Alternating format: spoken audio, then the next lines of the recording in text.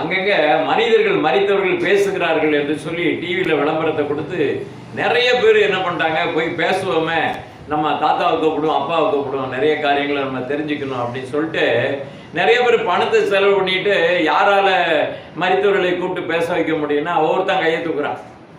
ஒரு பொம்பளை சொல்லுது, அவர் என்ன சொல்றா அப்படின்னு கேட்டா, அவங்க வந்து பிறவி எடுத்துட்டாங்கன்னா பேச மாட்டாங்க, அவங்க பிறவி எடுக்காம இங்க இருந்தாங்கன்னா நாங்க பேசுவோம் அப்படின்னு சொல்லி ஒரு அம்மா சொல்லுது. இன்னொரு இடத்துல என்ன அப்படின்னு கேட்டாக்கா, அவங்களுக்கு மேல ஒரு அதிகாரி இருக்கிறாங்க, அவங்கள்ட்ட நாங்க பேசி கேட்கணும், அவங்க உத்தரவு கொடுத்தா தான் பேசணும், அதுவும் ஒரு சில நிமிஷங்கள் பேசிட்டு போயிடுவாங்க அப்படின்னு அந்த அம்மா சொல்லுது. ஒருத்தன் என்ன சொல்றான் அப்படின்னு கேட்டாக்க, வாங்க நான் தைரியமா வாங்க நான் பேச வைக்கிறேன் அப்படின்னு சொல்லிட்டு கடைசியில் என்ன பண்ணிட்டான், அவன் ஊருக்கு கூட்டிட்டு போயிட்டான். திருவண்ணாமலை பக்கம் ஒரு கோயில் பக்கத்துல கூட்டிட்டு போய் ஒரு வீடு அங்க உட்கார வச்சுக்கிட்டு அவன் என்ன பண்ணிட்டான், நிறைய செலவு பண்ணி இன்னைக்கு வந்து நம்ம அப்பாவோட பேச போறோம் அப்படின்னு சொல்லிட்டு எல்லாம் என்ன பண்ணியிருக்கான், நிறைய பணம் செலவு பண்ணி எல்லாரையும் கூட்டிட்டு போய் உட்காந்து கேமரா வச்சு உட்காந்துட்டு இருக்கிறான். அப்புறம் என்ன சொல்றாரு அப்படின்னு கேட்டா, அவர் கையில இருக்கக்கூடிய இந்த முத்து இருக்கு இல்லையா, சோபியமாங்க, உடனே அதை போட்டு உத்தரவு வரலையா அப்படின்ட்டு, ஐயா உத்தரவு வரலையா, பேசுறதுக்கு என்ன வரல, உத்தரவு வரலையா, ஐயா நல்லா பாருங்கய்யா, இன்னொரு தடவை பாருங்கய்யா, நான் ஒரு 5,000 தரம் போட்டு இன்னும் உத்தரவு கிடைக்கல, உத்தரவு இருந்தா தான் பேச முடியும், உங்க அப்பா வந்து உத்தரவு கொடுக்கல அப்படின்னு சொல்லி கடைசியில வழி அனுப்பிச்சு வச்சுட்டாங்க. இந்த உலகமெல்லாம் பார்த்தீங்கன்னா பொய் தான், பித்தலாட்டம் தான். மரித்தவர்களை குறித்து வேதம் ஒரு வார்த்தை சொல்லுகிறது. எடுத்து வாசிங்கள். 146வது சங்கீதத்துல 4வது வசனத்தை வாசிங்கள். 146வது சங்கீதம் 4வது வசனத்தை வாசிங்க. அவனுடைய ஆவி பிரியம், அவனுடைய மரித்த உடனே அவனுடைய ஆவி பிரிகிறது. அவன் தன் மண்ணுக்கு போயாச்சு, மண்ணுக்கு போயாச்சு, மண்ணுல போட்டு மூடியாச்சு, மண்ணாக்கியாச்சு. அந்நாளிலே அவன் யோசனைகள் அழிந்து போவான். அதோட முடிஞ்சு போச்சு. படிப்பு, ஞானம், புத்தி, அவனுடைய பெரிய பெரிய அதாவது பராக்கிரமம் எல்லாமே மண்ணா போச்சு, முடிஞ்சு போச்சு. திருப்பி அவர் வந்து பேச முடியாது. ஆண்டவர் சொல்லுகிறார், மண்ணுல போட்ட பிறகு அவன் திருப்பி பேச முடியாது, வர முடியாது, அவன் மண்ணாயிட்டான் அப்படின்னு சொல்லி இருக்குது. ஆனா உலகம் என்ன சொல்லுகிறதுண்டா, இல்ல நம்ம பேச வைக்கலாம் அப்படின்னு சொல்லி நிறைய மந்திரவாதிகள் என்ன பண்றாங்க, சூனியக்காரங்கள்லாம் இந்த உலகத்துல என்ன பண்றாங்க அப்படின்னா, உலகத்தை ஏமாத்துவதற்கு இன்னைக்கு மீடியாக்கள்ல வந்து பேச்சு கொடுக்குறாங்க, பேட்டி கொடுக்குறாங்க. அதை நம்பி ஜனம் போய்கிட்டே இருக்குது. நீங்க என்ன நினைக்கிறீங்க, உங்க அப்பா அம்மா வந்து இறந்த உடனே வந்து பேசுனாங்களா, மரித்தவங்க அம்மா அவங்கள்ட்ட வந்திருக்காங்களா, வரலையா? ஏன் வரல? ஏன் இல்ல, அவங்க தான் இறந்து போனாங்களே, அவங்க வந்தாங்களா? வர முடியாது. பேரு முதலாக மறைக்கப்பட்டிருக்கு. உங்க அப்பா பேரு தெரியும் இல்லையா, உங்க தாத்தா பேரு தெரியாது, அதுக்கு அடுத்த தாத்தா பேரு தெரியுமா? எல்லாருடைய வாழ்க்கையில பாருங்க, உங்களுடைய தாத்தா அவங்க தாத்தா பேர்லாம் சொல்ல முடியுமா? ஒரு தாத்தா தான் தெரியுமா ஐயாவுக்கு, மறு தாத்தா தெரியாது, பெரிய தாத்தா தெரியாது, பாட்டம் பூட்டம் முப்பாட்டம் ஒருத்தருடைய பெயரும் தெரியாது. அப்ப என்ன அப்படின்னா, பெயர்கள் மறக்கப்பட்டிருக்கிறது, அது மறந்து போகின்ற ஒரு காரியமாக இருக்கிறது என்பதாக வேதம் சொல்லுகிறது. பிரசங்கி 9வது அத்தியாயம் 5வது வசனத்தை வாசிங்க. உயிரோடு இருக்கிறவர்கள் தாங்கள் மரிப்பதை அறிவார்களா? அம்மா இன்னைக்கு இருக்கிறாங்க, ஐயோ எனக்கு வயசாகி போச்சு, என்னால முடியல அப்படின்னு சொல்லி பெட்ல போய் படுத்துருவாங்க, வெளியில போக மாட்டாங்க, கொடுக்குற சாப்பாடை சாப்பிட்டு அங்கேயே உட்கார்ந்துட்டு இருப்பாங்க. ஐயோ நான் போயிடுவேன், வயசாகி போச்சு, நான் போயிடுவேன் அப்படின்னு சொல்லி சொல்லுவாங்க. அப்புறம் அவர்களுக்கு மரிப்பதை அறிவார்களே, மரித்து போவென்று தெரியும், மரித்தவர்கள் ஒன்றும் அறியார்கள், இனி அவர்கள் ஒரு பலனும் இல்லை, அவர்கள் பெயர் முதலாய் இடப்பட்டிருக்கிறது என்று நாம் பார்க்கிறோம். அதனால இனி ஒரு வார்த்தைகளை நீங்க கவனிக்கப்படும் போது, மரித்தவர்கள் வந்து பேசுவாங்க அப்படின்றதெல்லாம் நம்பாதீங்க. ஒவ்வொரு வீடுகளையும் பார்த்தீங்க அப்படின்னு கேட்டீங்கன்னா, நிறைய பேய்கள் வந்து என்ன பண்ணுது அப்படின்னா, அது வந்து நான் உங்க தாத்தா வந்திருக்கேன், உங்க அப்பா வந்திருக்கிறேன் அப்படின்னு சொல்லிட்டு ஒரு அம்மா என்ன பண்ணியிருக்கு அப்படின்னா, வீட்டு வாசல்ல உட்கார்ந்துட்டு இருந்திருக்கு. வந்த உடனே பக்கத்துல ஒரு சேர் இருந்திருக்கு, ஒரு வயசானவங்க அப்பா மாதிரியே வந்திருக்கு, செத்து பண்ணது. உடனே அந்த சேர்ல உட்காந்துருக்கு. அப்பா என்னப்பா நீங்க வந்துட்டீங்க, எங்க இருந்தீங்க அப்படி இப்படின்னு சொல்லி கேட்டுட்டு இருக்கு. ஏமா நான் வந்துட்டேன்ப்பா அப்படின்னு சொல்லிட்டு அந்த சேர்ல உட்காந்துருக்கான். வீட்டுக்குள்ள போய் அம்மா கொஞ்சம் சாப்பிட்றதுக்கு ஏதாவது குடும்பம்னோடனே வீட்டுக்குள்ள போய் எடுத்துட்டு வர போயிருக்கேன், அது காணாம போயிடுச்சான். அந்த அம்மா அங்க வந்து ரீல் சுத்துது. எங்க அந்த கூட்டத்துல வந்து ஜனங்களை பாருங்க, இன்னைக்கு நிறைய இடங்கள்ல பாருங்க சாத்தான் வந்து என்ன பண்றான் அப்படின்னா ஒவ்வொருத்தருடைய ரூபத்திலையும் வந்து என்ன பண்றான், இன்னைக்கு ஜனங்களை வஞ்சித்து கொண்டு இருக்கிறான் என்பதை நாம் பார்க்கிறோம். அதனாலதான் என்ன பண்றாங்க, அஞ்சனம் பார்க்கிறவங்க குறி சொல்லுகிறவங்க ஆண்டவர் என்ன பண்ணாரையா, கர்த்தர் பூமியிலே இராதபடி அடித்து போட்டார் என்று பார்க்கிறோம். பாபேல் பட்டணம் ஏன் ஆண்டவர் பாபேலை நிர்மூலமாக்கினாரு, என்ன காரணம்? பாபேல் பட்டணம் வானலாகி நம்ம உயரமா ஒரு கட்டடத்தை கட்டிடுவோம் அப்படின்னாங்க, பேர் நமக்கு பேர் உண்டாக கட்டுவோம், நம்ம எல்லாம் ஒன்றாக இருப்போம் அப்படின்னு சொல்லி ஜனங்கள் எல்லாம் கூட்டி பாபேல் பட்டணத்தை பெருசா என்ன பண்ணாங்க, கட்டினாங்க. பெரிய கோபுரத்தை கட்டினார்கள். அந்த இடத்துல என்னாச்சு அப்படின்னு கேட்டாக்க ஆண்டவர் பார்க்கிறார். ஏன் அதை அழிக்கிறதுக்கு ஆண்டவர் பண்றாரு அப்படின்னு கேட்டா, அங்க பில்லி சூனியம் அஞ்சனம் பார்க்கிறது குறி சொல்றது மாந்திரியங்கள் அதிகமாக இருந்தது. அதனால தான் ஆண்டவர் என்ன பண்ணாரு, அந்த பாபேலை ஆண்டவர் என்ன பண்ணாரு, இராதபடி நோக்கி போட்டார் என்று நாம் பார்க்கிறோம். ஜனங்கள் எல்லாம் ஒரே பாஷையில் இருந்தாங்க, ஆண்டவர்களை துரத்தி விட்டாரு. எல்லாரும் என்ன வச்சு ஒருத்தர் பேசுறது ஒருத்தர் அறியாதபடி ஆண்டவர் துரத்தி விட்டாரு. அன்றைக்கு தான் உலகத்திலே அதிகமான பாஷைகள், நிறைய பாஷைகள், நிறைய ஜனங்கள் பேச ஆரம்பிச்சு ஒருத்தர் பேசுறது விளங்கல, அந்த இடத்துல இருந்து ஓடி போனாங்க. அதுதான் தாறுமாறு. பாபேல்ல என்ன இருக்கும், தாறுமாறு, குழப்பம் என்கிற ஒரு காரியம். இந்த விதமான குழப்பத்தை பாபேல் மட்டும் இல்ல, உலகத்துல முதல்ல சாத்தான் எங்க உருவாக்குனா அந்த குழப்பத்தை, உலகத்துல சாத்தான் எங்க உருவாக்குனா அந்த குழப்பத்தை, ஏதேன்ல. கரெக்டா சொன்னீங்க. அப்போ ஏதேனிலே சாத்தான் ஒரு குழப்பத்தை உருவாக்குகிறான். என்ன உருவாக்குறான், ஆண்டவர் ஒரு பரீட்சையை வைக்கிறார். பரீட்சையை வைக்கும் போது ஆண்டவருடைய பேச்சை கேட்கிறானா சாத்தான் பேச்சை கேட்கிறானா, இந்த பரீட்சை தான். அங்க ஆண்டவர் சொன்னாரு, நடுவுல அங்க ஒரு கனி இருந்தது, நன்மை தீமை அறியத்தக்க ஒரு கனி, அதை நீ என்ன பண்ணக்கூடாது, சாப்பிடக்கூடாது, சாப்பிடுகிற நாளிலே நீ சாகவே சாவா என்று ஆண்டவர் சொன்னாரு. ஆனா சாத்தான் என்ன பண்ண அப்படின்னா, நீ அதை சாப்பிட்டனா நீ கடவுளை மாதிரி இருப்ப, நீ சாகவே சாவதில்லை. அப்ப என்ன இருக்கும், ஒரு குழப்பமான உபதேசத்தை ஏதேன் தோட்டத்திலே சாத்தான் தொடக்குனா, அதே உபதேசம் தான் என்னாச்சுன்னா பாபேலையும் பில்லி சூனியங்களை எல்லாவற்றையும் கற்றுக் கொடுத்தான். இந்த காரியங்கள் எல்லாம் பொய்யான காரியங்களை எல்லாவற்றையும் கற்றுக் கொடுத்தான். ஜனங்களுக்கு என்ன அப்படின்னாக்க சாவு இல்லை அப்படின்னு சொல்லி என்ன சொல்லி கடைசியில் என்ன ஆச்சுன்னா, அவன் இறந்துவனா திருப்பி மறுபிறப்பாயிருவானா, திருப்பி இன்னொரு ரூபத்துல வருவானா, இப்படின்னு சொல்லி இன்னைக்கு கதை கட்டி சாத்தா என்ன பண்ணியிருக்கான் அப்படின்னா உலகத்தை மாய்மாலமாக்கி வைத்துக் கொண்டு வஞ்சித்துக் கொண்டு இருக்கிறான். ஆண்டவர் வைத்த பரீட்சையிலே மனிதர்கள் தோற்றார்கள். தோற்கிறது காரணம் அப்படின்னா சாத்தானுடைய வார்த்தைக்கு கீழ்ப்படிந்ததுனாலே, தேவனுடைய வார்த்தையை விட்டுவிட்டபடினாலே ஆண்டவர் என்ன பண்ணாரு, சிருஷ்டியிடமிருந்து இந்த ஜனங்கள் பிரிந்தார்கள், சாத்தானோட இணைந்தார்கள். இதுதான் மேட்டர். இந்த உலகத்துல ஆண்டவரோட இணைகிறார்களா சாத்தானோட இணைகிறார்களா, இதுதான் இன்னைக்கு வைக்கப்பட்ட பரீட்சை உங்களுக்கும் தான். இன்னைக்கு நாம பேசுறோம் அப்படின்னா நீங்க ஆண்டவர் பக்கம் வருவீங்களா இல்ல சாத்தான் பக்கம் போவீங்களா, இதுதான் இன்னைக்கு உள்ள கேள்வி. உலகத்துல நிறைய என்ன அப்படின்னா மார்க்க போதனைகள் சிந்தனைகள் வெளிப்பட்டு கொண்டே இருக்கு. இன்னைக்கு ஜனங்கள் என்ன பண்றாங்க, மந்திரம் கேட்கறதுக்கு போறாங்க, சூனியம் வைக்கிறதுக்கு போறாங்க. இந்த இடத்துல எது அநேக விதமான ஒரு என்ன அப்படின்னா தாறுமாறான ஒரு சிந்தனைகளோட ஜனங்கள் அலைகிறார்கள். உலகமும் தெரிகிறது, உலகமும் ஜனமும் அதுக்கு பின்னாடி தான் போகுது. ஒரு காட்டுக்குள்ள ஒரு மந்திரவாதி இருக்கான்னா கார் போட்டு நிறைய பேர் போவாங்க, 300-400 கிலோமீட்டர் என்ன பண்றாங்க பயணம் பண்ணி போவாங்க. ஏன் அப்படின்னா அங்க மந்திரவாதி இருக்கான் போய் பார்க்கணும், சூனியம் பண்றவன் இருக்கிறான் அங்க போய் பார்க்கணும். கொல்லிமலையில போய் சூனியம் வைக்கிறதுக்கு போறாங்க.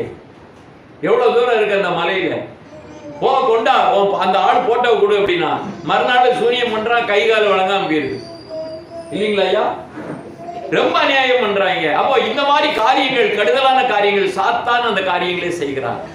நான் சொன்னதை செஞ்சிட்டேன் பத்தியா அப்படின்னு சொல்லி சாத்தான் சொல்லி என்ன பண்றான், அப்ப ஜனங்கள் எல்லாம் பயமுறுத்துகிற காரியத்தை சாத்தான் செய்து வருகிறார். இந்த சூனியக்காரர்களுடைய காரியங்களை ஆண்டவர் ஒழிக்கும்படியாக அவர்கள் இத்தேசத்தில் இருக்கக்கூடாது என்று ஆண்டவர் சொல்கிறார்.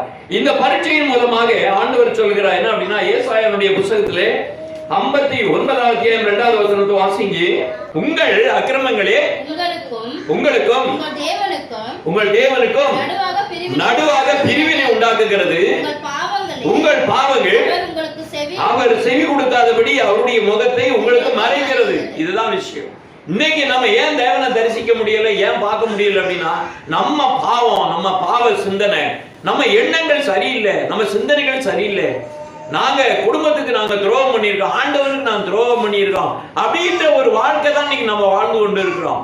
ஒவ்வொருத்தருக்கும் நம்ம துரோகம் பண்ணிட்டு இருக்கிறோம். கூட பிறந்தவங்களுக்கு துரோகம் பண்றோம், கூட பிறந்தவர்களுக்கு நம்ம அநியாயம் பண்ணுகிறோம். இன்னைக்கு சொத்து பத்து வந்துருச்சுன்னா குடும்பத்துல அந்த பிரச்சனைகள் வருகிறது. எல்லா இடத்துலயும் பாருங்க, திடீர்னு மனைவிக்கு உண்மையாக சில கணவன் இருக்க மாட்டான், கணவனுக்கு உண்மையாக மனைவி இருக்க மாட்டா. சில காசு பணத்துல என்ன பண்ணுவாங்க, அவனை இது பண்ணிட்டு அந்த காசெல்லாம் எடுத்து யாருக்காவது உதவி செய்வாங்க. ஆனா அவங்க கெடுதல் பண்ண மாட்டாங்க. ஆனா அவன் என்ன நினைக்கிறான், நான் கொடுத்ததெல்லாம் காசெல்லாம் எங்க அப்படின்னு அவன் கேள்வி கேட்பான். வீணான ஒரு பிரச்சனைகள் வருகிறது, வீணான தகராறு வருகிறது. உண்மை இல்லாத ஒரு காரியம் அவர்களுக்குள்ளே என்ன அப்படின்னா, இப்படிப்பட்ட ஒரு சின்ன சின்ன காரியங்கள் எல்லாம் பின்னாலே கசந்து கசந்து கசந்து என்ன அப்படின்னாக்க ஒரு வேண்டா வெறுப்பான ஒரு வாழ்க்கைகளை இந்த நாட்களில் ஜனங்கள் சந்திக்கிறதை நான் பார்க்கிறோம். அப்புறமா என்ன பண்ணுவான், இதே இடத்துல போனாக்க ஒரு இடத்துல போனோம்னா, ஏமா உனக்கு சூனியம் வச்சுட்டாமா அப்படின்னு சொல்லி அவனா ஒருத்தன் சொல்லிட்டானா, உடனே அவனும் சூனியம் வைக்கிறதுக்கு இன்னொரு ஆளை தேடிட்டு அவன் போவான்.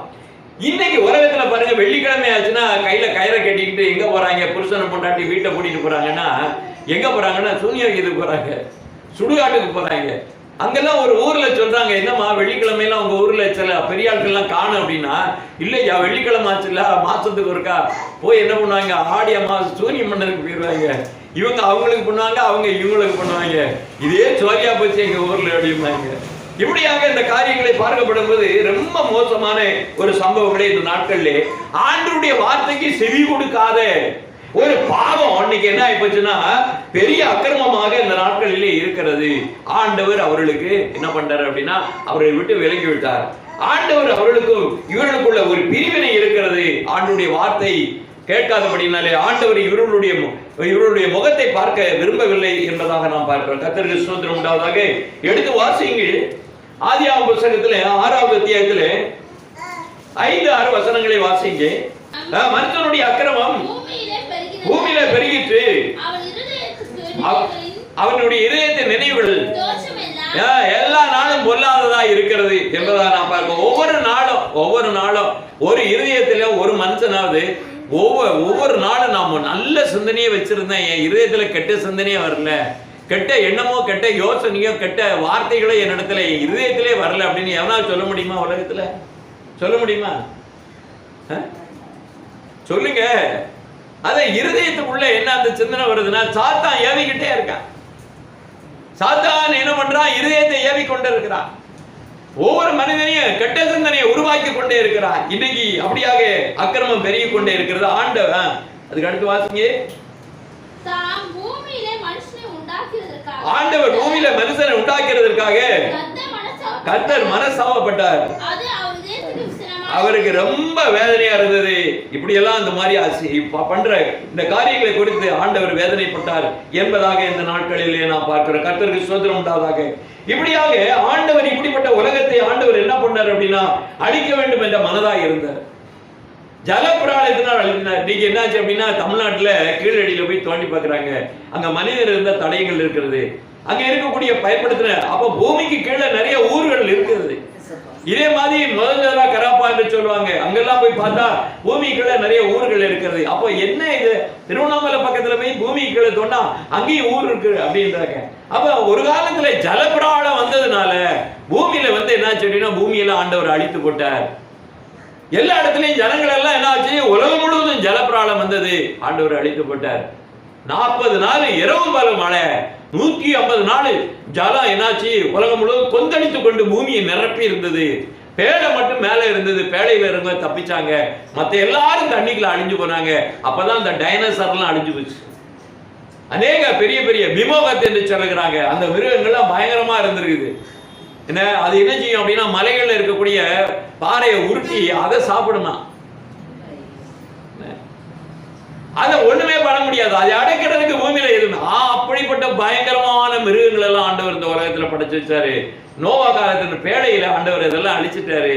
அது பூமியில இருக்கதாக இன்னைக்கு வரலாறு சொல்லுகிறது. ஏன் அப்படின்னா, தேவன் ஜலப்பிரளயத்தினால பூமியில அழிச்சாருன்னு நல்லா தெரியுது. பூமி கீழே போய் பாருங்க, ஒரு 10 அடி 20 அடி பார்த்தா உருண்டை கல்லுகள்லாம் கிடக்கும், பார்த்திருக்கீங்களா? ஏன் அப்படின்னா, அந்த ஜல பிரவகிக்கிற போது என்னாச்சு அப்படின்னு கேட்டா, பாறைகள்லாம் உடைஞ்சி கற்களாக உருட்டுகளாக அங்க ஆயிப்போச்சு. இன்னைக்கு பூமியில ஒரு பிரளயம் வந்தது என்கிற ஒரு அடையாளம் உலகத்திலே நான் பார்க்க முடிகிறது. இந்த உலகம் ஜல பிராணத்தினால அழிந்தது. இதை குறித்து உங்களுக்கு என்ன? உலகத்தினுடைய வரலாறுகள் எச்சரிப்பை கொடுக்கிறது. இன்னைக்கு பூமியிலே பெரிய பயங்கரமான சம்பவங்கள் எங்க பார்த்தாலும் பாத்தீங்கன்னா வெள்ள பிரளயங்கள் வருகிறது, எரிமலைகள் எரிகிறது, பூமிகள் எல்லாம் பாத்தீங்கன்னா சில இடத்துல பூமி ரெண்டா பிரிகிறது என்று சொல்லுகிறார்கள். அப்ப இதெல்லாம் காரணம் என்ன அப்படின்னா, உலகத்திற்கு ஆண்டவர் உலக வரலாற்றிலே பார்க்கப்படும் போது மக்களுக்கு ஒரு எச்சரிப்பை கொடுத்து கொண்டு இருக்கிறார். ஆண்டவருடைய வார்த்தையை கேளுங்கள், நீங்கள் கேட்காதபடியினாலே இந்த விளைவுகள் நடக்கும், அந்த உலகத்துக்கு அழிவு வரும் என்கிற எச்சரிப்பை தேவன் கொடுத்து கொண்டே இருக்கிறார். இதுதான் இந்த நாட்களில் நாம் பார்க்கிறோம். ஆதியாகமம் புத்தகம் 7வது அத்தியாயத்திலே 21 இருந்து வாசிங்க. அப்பொழுது மாம்ச ஜந்துகள், பறவைகளும், நாட்டு மிருகங்களும், காட்டு மிருகங்களும், பூமியின் மேல் ஊரும் பிராணிகள் யாவும், எல்லா நரஜீவன்களும், பூமியின் மேல் சஞ்சரிக்கிறவர்கள் யாவும் மாண்டன. அப்ப பூமியில இன்னைக்கு தோண்டி பார்த்து டைனோசர் இருக்குது, பிமோகத்து இருக்குது, பயங்கரமான ஒரு பெரிய பிராணிகள் இருந்தது என்று சொன்னா அதெல்லாம் உண்மைதான். பூமியில இருந்தது எல்லாம் மாண்டது என்று வேதம் சொல்லுகிறது. எப்போ மாண்டது? நோவா காலத்திலே மாண்டது. புரியுதுங்களா? இதெல்லாம் பார்த்து உனக்கு அறிவில்லையா? உனக்கு தெளிவில்லையா? அந்த வரலாறு நீ பார்க்கறிய தெரியலையா? இந்த பூமியை ஆண்டவர் ஜலத்தினாலே அழித்தார். ஏன் காரணம் என்னன்னு கேட்டீங்கன்னாக்க, ஆண்டவருடைய வார்த்தை இந்த நாட்களிலே சொல்லுகிறது. தேவனுடைய வார்த்தை என்ன அப்படின்னா, ஆண்டவருடைய வார்த்தையை நம்ம ஜனங்கள் கேட்கல, எச்சரிப்பை கொடுக்கிறாரு. என்னதான் இன்னைக்கு உலகத்துல பாருங்க, எங்க பாருங்க அப்படின்னு கேட்டா ஜனங்கள் என்ன பண்ணாங்க, எங்க நாடு வல்லரசு ஆயிடுச்சுன்ற.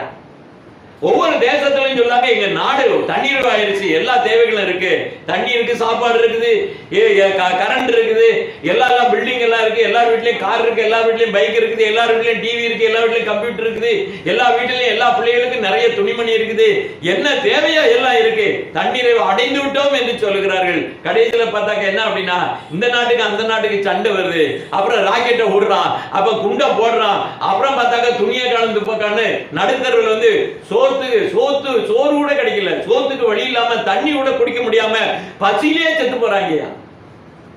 இதெல்லாம் பார்க்கப்படும் போது என்ன அப்படின்னா, உலக வல்லரசுன்னு சொன்னா ஒரு அழிவு இருக்குன்னு இந்த அர்த்தம். வல்லரசுனால ஒரு பிரயோஜனம் கிடையாது. கிராமத்துல நல்லா தடுந்தா, கொரோனா காலத்துல பாத்தீங்கன்னா கிராமத்துல நல்லா சாப்பிட்டுட்டு ஆத்துல குளிச்சுட்டு மரத்துல உட்காந்து நல்லா டைம் பாஸ் பண்ணி, ஐயா ஒரு பக்கத்துல பாத்தீங்கன்னா எல்லாம் தண்ணி ஓடுத ஓடைகள் ஆறுகள் இருக்குது, நல்லா சந்தோஷமா இருந்தாங்க.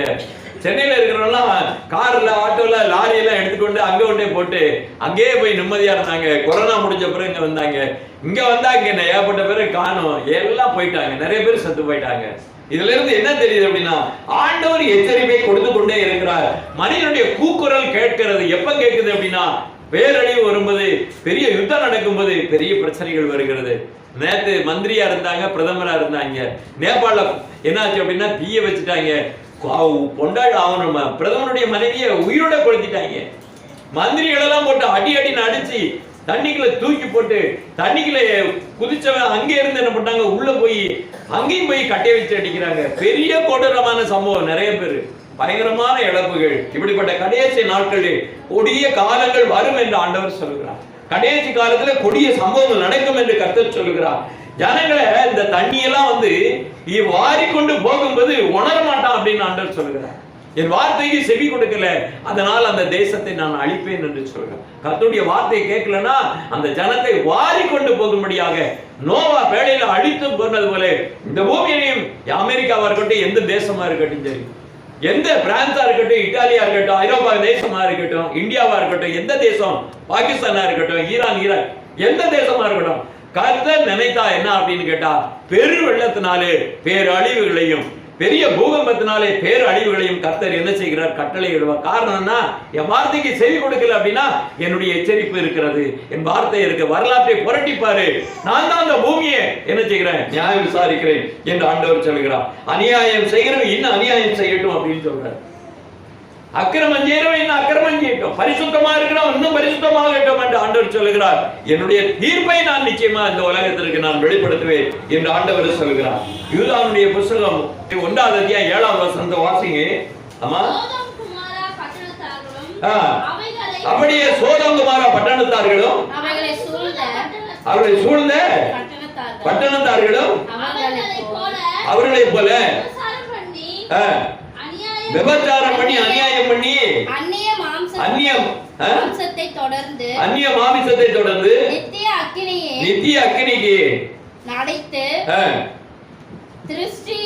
திருசாந்தரமாக வைக்கப்பட்டிருக்குது. சோதோம் கொமோராவுல இன்னைக்கு போய் பாக்குறாங்க, டூரிஸ்ட் எல்லாம் போய் பாக்குறாங்க. அங்க பார்த்தா உருண்டையா வெள்ளை கல்லெல்லாம் கிடக்குது. அந்த கல்லை எடுத்து லேசா நெருப்பு பத்த வச்சீங்கன்னா அப்படியே ஜுவாலையாக எரிகிறது. ஆண்டவர் வாரத்திலிருந்து கந்தகத்தை போட்டு அடிச்சாரு. அந்த கந்தகத்தினால எரிஞ்ச அடையாளம் இன்னைக்கு இருக்குது. உப்பு தூணா இருக்கக்கூடிய அந்த லோத்துடைய மனைவி உப்பு தூணாங்க இருக்கிறது. இன்னைக்கு உலகத்துல நிறைய அடையாளத்தை ஆண்டவர் காண்கிறார். லோத்து நாட்கள் நடந்த சம்பவங்கள் வருங்காலத்தில் நடக்கும். நெருப்பினால பெரிய அழிவுகள் இருக்கு. வானத்திலிருந்து கந்தகத்தினால் அழிப்பேன் என்று சொல்லுகிறார். நல்ல தேசம் நல்லா இருக்கு, நாங்க நல்லா இருந்தோம் அப்படின்னாங்க. எங்க? கலிபோர்னியால. உலகத்துல இருக்கிற எல்லா பணக்காரங்களும் கலிபோர்னியால இருந்தான். எல்லா கோடீஸ்வரன் அதாவது என்ன பண்ணுவாங்க, சினிமாவில் நடிக்கிற நட்சத்திரங்கள், உலக பெரிய பெரிய படங்களை ஹாலிவுட்ல நடிக்கிறவங்க எல்லாருக்கும் வீடு அங்கதான் இருந்தது. கடைசியில் பார்த்தா அந்த ஊர் பட்டணமே அப்படியே எரிஞ்சு போச்சு. எத்தனை நாள் எரிஞ்சது, எவ்வளவு பணம் எல்லாம் போச்சு, எல்லாமே எரிஞ்சு போச்சு. சொத்து பத்து எல்லாம் என்ன அப்படின்னா விலகுன எல்லா பங்களாக்கள் எல்லாம் எரிஞ்சு போச்சு. உயிரை காப்பாத்திக்கிறதுக்காக எல்லாம் ஓடி போனார்கள். ஆண்டவர் சொல்லுகிற அக்கினினாலே அழிவு இருக்கிறது என்று கர்த்தர் சொல்லுகிறார். என் வார்த்தைக்கு செவி கொடுக்கல அப்படின்னா எப்பேற்பட்ட பட்டணமா இருந்தாலும் கர்த்தர் அழிப்பார். அதைத்தான் இங்கே சொல்லப்பட்டிருக்கிறது. ஆண்டவர் நியாய தீர்ப்பு கொடுக்கிற நேரம் வந்திருக்கிறது என்று ஆண்டவர் சொல்லுகிறார். வெளிப்பாடு புத்தகத்திலே 14வது அத்தியாயம் 7வது வசனத்தை வாசிங்க. மிகுந்த சத்தமிட்டு தேவனுக்கு பயந்து அவரை மகிமைப்படுத்துங்க. அவர் நியாய தீர்ப்பு கொடுக்கும் வேளை வந்தது. புரியுதுங்களா? கடைசி எச்சரிக்கை அப்படின்னா ஆண்டவருடைய இறை வார்த்தை உரைக்கிறது, உலகத்திற்கு எச்சரிப்பை கொடுக்கிறது. ஆண்டவர் வரப்போகிறார், நியாயம் தீர்க்க போறாரு, எல்லாருக்கும் போய் சொல்லு அப்படிங்கிறது. அந்த நேரம் வந்து கொண்டு இருக்கிறது. அதனுடைய அடையாளம் தான் இப்ப அங்கங்க பெரிய பேரழிவுகளை நாம் பார்த்து கொண்டு இருக்கிறோம். இப்படிப்பட்ட உலகத்துல சோதோம் கொமோரால என்ன இருந்தது? ஓரின சேர்க்கை. ஆணும் கல்யாணம், பெண்ணும் கல்யாணம், ஓரின சேர்க்கை. சோதோம் கொமோரா ஏன் அழிவுக்கு காரணமாச்சு? அக்கினினால. பெரிய மோசம். இந்தியாவில் வடநாட்டுல பாத்தீங்கன்னா கேவலம், தான் பிள்ளையவே கல்யாணம் முடிக்கிறானுங்க. எத்தனையோ டிவியில நியூஸ் வந்தது. கேட்டா கடவுள் அவதாரம், கடவுள் சொல்லிட்டாரு அப்படின்னு. எவ்வளவு கொடுமையான பாவங்கள் தெரியுங்களா? சாத்தானுடைய கிரியைகளை, சாத்தானுடைய சம்பவங்களை இந்த நாட்கள் உலகத்துல அருவருப்பான ஒரு காரியம், தாங்கவே முடியாது. அப்படிப்பட்ட கொடிய பாவங்களை பண்ணுகிறார்கள். ஆனால தேவன் அழிவை கொடுப்பேன் என்று சொல்லுகிறார். அப்படிப்பட்ட கிரியைகளை ஆண்டவர் என்ன பண்ணாரா? பலன் அளிப்பேன் என்று சொல்ல. சோதோம் கொமோராவுக்கு பெரிய அழிவு வந்தது போல இவர்களுக்கு வரும் என்று ஆண்டவர் சொல்கிறார். இரண்டாவது தூதனுடைய காரியத்தை பார்க்கப்படும்போது அதே வெளிப்பாடு புத்தகத்தில் 14வது அத்தியாயம் 8வது வசனத்தை வாசிங்க. வேறொரு தூதன் பின் சென்று பாபிலோன் மகாநகரம் விழுந்தது என்று சொல்கிறார். பெரிய பெரிய பட்டணங்கள் இருக்கும். அங்கே பாபேல்ல செய்த கொடிய பாவங்கள் அங்கே செய்தவர்களாக இருப்பாங்க. சாத்தானுடைய கிரியைகள் வெளிப்படும். பொல்லாத பாவங்கள், அருவருக்கப்பட்ட நிகழ்ச்சிகள் அங்கே இருக்கும். குடி, கூத்தாளம், கொம்மாளம் எல்லாமே அங்கே இருக்கும். அப்படிப்பட்ட இன்னைக்கு பாத்தீங்கன்னா நிறைய பிள்ளைகள் சொல்றேன், பொம்பளை பிள்ளைகள் ஸ்கூல்ல 12ஆம் கிளாஸ் படிக்கிற பிள்ளைங்க என்னாச்சு அப்படின்னு கேட்டாக்க, ஒரு பிள்ளைக்கு பிறந்த நாளா கேக் வாங்கிட்டு வந்துட்டு எல்லா கலரு, அதாவது என்ன பண்ணுவாங்க அப்படின்னா கூல் ட்ரிங்க்ஸ் இருக்குல்ல, அதுல பாட்டில் டாஸ்மார்க்ல இருந்து ஒரு பாட்டில் வாங்கி அதுல எல்லாம் மிக்ஸ் பண்ணி எல்லாருக்கும் ஆளுக்கு குடிச்சிட்டு என்ன பண்ணியிருக்கிறாங்க, கேக்க வெட்டி சாப்பிட்டுட்டு அந்த பாட்டில் தூர போட்டு கிளாஸ்ல உட்காந்துருக்கு. டீச்சர் அங்க இருந்து வரும்போது எல்லா பிள்ளைகளும் வணக்கம் டீச்சர் அப்படின்னு சொல்லி சிரிச்சுக்கிட்டு இருக்குங்க. எல்லாம் சிரிக்குதுங்க. எல்லாம் போதையில இருந்திருக்கு. பேப்பர்ல நியூஸ்ல பார்த்தா பயங்கரம். இதெல்லாம் நாளைக்கு இந்த போதைக்கு அடிமையானது எங்க போய் முடியும்?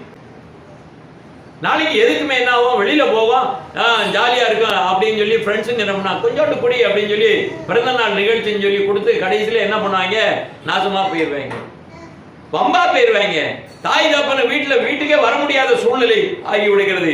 இப்படிப்பட்ட வேசித்தன விபச்சார உலக சிநேகமானது ஆண்டவருக்கு பகையா இருக்கிறது என்று யாக்கோபுடைய புத்தகம் 4வது அத்தியாயம் 4வது வசனம் தெளிவாக சொல்கிறது. இப்படிப்பட்ட ஒரு அநியாயம், இப்படிப்பட்ட அக்கிரமங்களை ஆண்டவர் என்ன சொல்லுகிறார்? இப்படிப்பட்ட பாவங்கள், கொடிய பாவங்கள், தேவனுக்கு பிரியமில்லாத காரியங்கள், இந்த உலகத்தினுடைய சிநேகம் என்று சொல்லப்பட்டிருக்கிறது. அது ஆண்டவருக்கு பகையாக இருக்கிறது.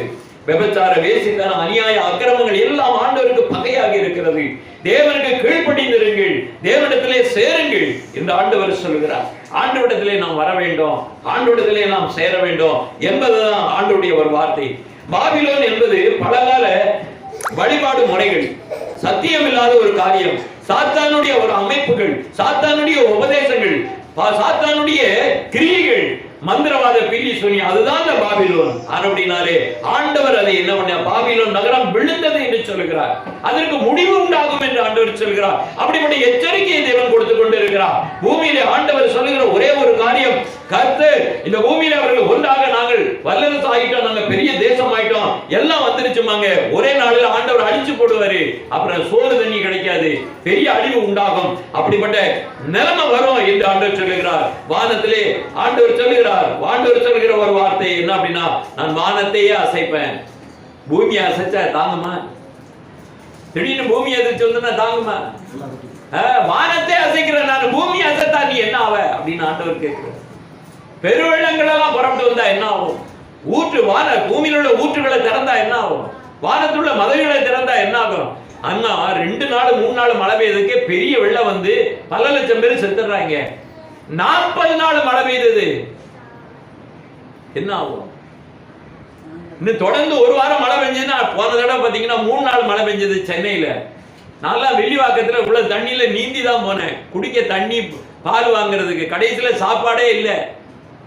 மேல மாடியில எல்லாரும் என்ன பண்ணா, கீழ் வீட்டுல இருக்கிறவங்க எல்லாம் அங்க வரைக்கும் தண்ணி இருக்குன்னு சொல்லி 8 அடி தண்ணி இருக்குன்னு எல்லாரும் மேல வந்தாங்க. மேல எல்லாரும் என்ன பண்ணாங்க அப்படின்னா, சாப்பிட்றதுக்கு காய்கறி வாங்க முடியல, ஒன்றும் வாங்க முடியல. ஒரு கடையில கருவாடு கொஞ்சம் வாங்கி வச்சிருந்தாங்க அவங்க வீட்டுல. அந்த கருவாடை மட்டும்தான் வறுத்து என்னாச்சுன்னா 3 நாளா அப்படியே அந்த வாசனையிலே கஞ்சை மட்டும் குடிச்சுக்கிட்டு, உப்பு போட்ட கஞ்சை மட்டும் குடிச்சுக்கிட்டு அங்க இருந்தோம். நாங்க காப்பி டீ எல்லாம் நாங்க கிடையாது, எதுவுமே குடிக்கவே தண்ணி கிடையாது, குடிக்க தண்ணி அடி. அங்க கீழே எல்லாமே பாத்தீங்கன்னா ஜலத்துல இருக்கிறோம். அப்படிப்பட்ட ஒரு பெரிய பேரழிவு இந்த சென்னையில நான் பார்த்தோம். அப்படியாக 3 நாள் 4 நாள் மழையே தாங்க முடியல. 10 நாளா மழை பெஞ்சா சென்னை தாங்குமா ஐயா? ஐயா தேவன் சொல்லுகிறாரு, நான் என்ன வேணாலும் பண்ணுவேன் அப்படின்றாரு, எச்சரிக்கைன்றாரு, எல்லாம் மனம் திரும்பு என்று ஆண்டவர் எல்லாருக்குமே ஆண்டவர் இந்த உலகத்திற்கு சொல்லுகிறார். அப்படியாக இப்படிப்பட்ட ஒரு காரியத்தை நாங்கள் உணர்ந்தவர்களாக நம்மளுடைய சமூகத்திலே கடந்து போக வேண்டும். எல்லா ஜாதிகளுக்கும் சொல்லு என்று சொல்லுகிறார், எல்லா ஜனங்களுக்கும் சொல்லு என்று சொல்லுகிறார். இந்த கடைசி காலம் வருகிறது என்று ஆண்டவர் சொல்கிறார். பாபிலோனுக்கு என்னதான் குணமாக்கி பாதுகாத்தாலும் சரி, அந்த பாபிலோன் குணமாகாது, திருந்தாது, அதுக்கு ஆக்கினை வந்து அழிவுதான் வரும். அதனால நீ உன்னை காப்பாத்திக்கோ, நீ ஆண்டவருடைய வார்த்தைகளே கடந்து போக என்று ஆண்டவர் சொல்லுகிறதை நாம் பார்க்க முடிகிறது. சாத்தான் என்ன சொல்றான் அப்படின்னா, நீங்கள் சாகவே சாவதில்லை. இதுதான் நீங்க கம்ப்யூட்டர்ல என்ன பண்றாங்க அப்படின்னா, கம்ப்யூட்டர் மனுஷனை உருவாக்கி எல்லாம் பண்ணிட்டு ஆபரேஷன் கொண்டு வந்து விடுறாங்க. அந்த ஆபரேஷன் செய்யுது கம்ப்யூட்டர், மனுஷன் ஆபரேஷன் பண்ணலாம். அப்ப என்ன பண்றாங்க அப்படின்னா, ஒரு மனுஷனுடைய தலையை துண்டா எடுத்து இன்னொரு தலையில வந்து ஒட்ட வைக்கிறாங்க. சொல்லப்படாது, பாம்புக்கு 2 நாக்கு வளைஞ்சு போகும். அப்ப என்ன அர்த்தம்? அதனுடைய பாதை சரியாக இருக்காது. சாத்தானுக்கு 2 நாக்கு, 2 பேச்சு பேசும். பைபிள்ல இருந்து பேசுமா, சாத்தானுடைய வார்த்தையும் உள்ள கலந்துக்கிடுவான். அதான் அந்தி கிறிஸ்து. 16, 13 வாசிக்கிறேன். அப்பொழுது வலு சர்ப்பத்தின் வாயிலும் மிருகத்தின் வாயிலும் கள்ள தீர்க்கதரிசியின் வாயிலும் இருந்து தவளைகளுக்கு ஒப்பான 3 அசுத்தாவிகள் புறப்பட்டு வர கண்டேன். அவைகள் அற்புதம் செய்கிற பிசாசனுடைய ஆவிகள், அவைகள் பூலோகம் எங்கும் உள்ள ராஜாக்களை சர்வவல்லமையுள்ள தேவனுடைய மகா நாளிலே யுத்தத்திற்கு கூட்டி சேர்க்கும்படி புறப்பட்டு. நல்லா தெரிஞ்சு கொள்ளுங்க, 3 ஆவிகள் உலகத்தில் இருக்குது, பொல்லாத ஆவிகள். என்னென்ன ஆவி இருக்குது? மிருகத்தின், சர்ப்பத்தின், வலு சர்ப்பத்தின் ஆவி, மிருகத்தின் ஆவி, தவளையின் ஆவி. இந்த 3 ஆவிகள் சபைகளுக்குள்ள அங்கங்கே இருக்கும்.